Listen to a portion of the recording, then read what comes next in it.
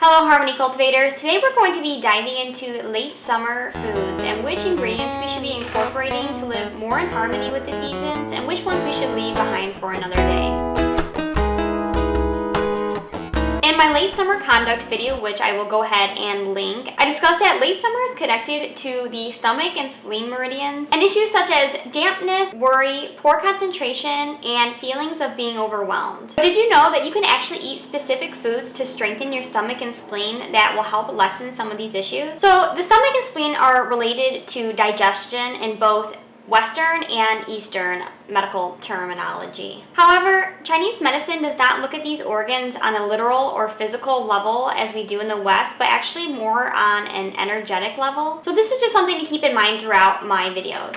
So late summer is connected to the color yellow, and it's considered that most yellow foods are easier to digest, and that in turn helps strengthen the spleen and stomach meridian. Incorporating summer and winter squashes, corn, barley, millet, tofu, bananas are great ingredients that are considered yellow in Chinese medicine. Also including earthy types of foods such as yams, sweet potatoes, new potatoes, radish, or turnip. Since late summer is the earth element, incorporating these more earthy foods or foods that are grown directly into the earth are very complementary. Eating porridges of grains are recommended right now, especially for breakfasts, as they're easy on the spleen and stomach to digest. You can do a single grain such as oats, but you can also mix several different grains such as rice, barley, millet, oat, or Job's tears. You can put these in a slow cooker overnight with a high ratio of water to grain and let those sit and really turn into kind of like a mushy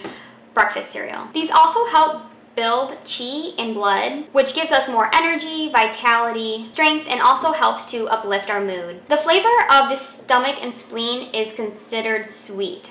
So you can see this easily in yams, sweet potatoes, squashes, and grains. That helps to satisfy the sweet craving that aids digestion. Some of these ingredients also lend themselves to more of a bland flavor, which actually aids in digestion by helping to get rid of excess dampness. So one of my favorite yellow ingredients are red lentils. Now I know they're technically called red, but once you see them cooked up, they're yellow. These are really great at dispelling dampness and are easy to digest, but they're also delicious and filling as well. You can make a simple soup or dip by using 1 cup of lentils to 2 cups of beef broth or water. So you want to cook these on a medium heat over the stove until the lentils have completely fallen apart and have become mostly disintegrated. If you want to bump up the damp dispelling properties, go ahead and finely chop some scallions or green onions and add those on top. So you can add more or less liquid depending on if you want something more of like a dip where you can eat with crackers, or if you want to thin it out and make it more of a brothy soup, you can add more water or beef stock. So late summer really isn't the time to overeat. It would actually be a better idea to slightly undereat during this time, just because you don't want to overload your digestive system. I think many of us intuitively sense this, as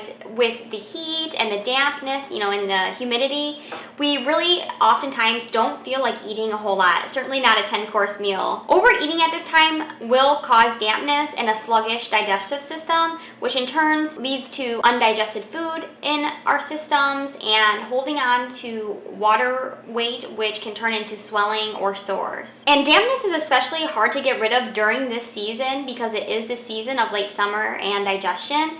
So it can be very difficult to get rid of this excess damp if you're still holding on to it or adding to it during this time. So even though you may be eating less, it's also very important to thoroughly chew your food. Doing this will help you savor the flavors and also help you feel full, but it also aids in the digestion and your ability to eventually transform these foods into nutrients that your body can use later on. This really limits the stress that's put on your stomach and spleen in order to do their job. So some teas that you can add right now are any of the flower teas. So really right now there should be tons of different flowers that are bursting in full bloom, and things such as chrysanthemum, honeysuckle, jasmine, and even lavender are some really great options. Green tea is still beneficial for the rest of the season before we go ahead and turn into fall. So make sure you get all your green tea in now to enjoy for the rest of the season. I would really kind of also advise against drinking, high caffeine tea or coffee or any kind of like energy drink or energizers right now. We should naturally be in peak of our energy with